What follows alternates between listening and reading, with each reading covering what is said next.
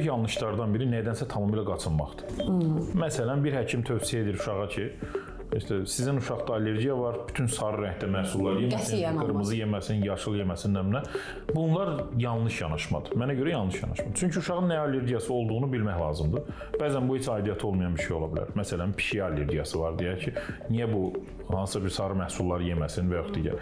Biz bir şey nəzərə almalıyıq ki, inkişaf edən orqanizm yetərincə vitaminlərlə, minerallarla bəslənməlidir. Onun qidalarına hansısa məhdudiyyətin qoyulması, həm də bizim indiki eko durumda bu ciddi fəsada gətirir, çıxardır. Odur ki, hesab edirəm ki, əgər qidadan söhbət gedirsə, bir allergoloqa müraciət edərək allerji testi olunur. Buna prik test, dəri testi deyirlər. Uşağın dərisində xüsusi maddələr balaca kəsilər edərək qoyulur və həssaslığı yoxlanılır.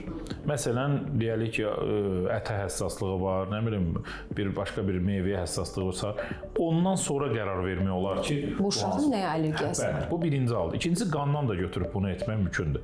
Qanda da spesifik immunoqlobulin Y deyilən göstəricilərə baxılır. Eyni zamanda da bəzən çox diqqətli valideynlər olanda bunlar da həkimə bir istiqamət verə bilirlər.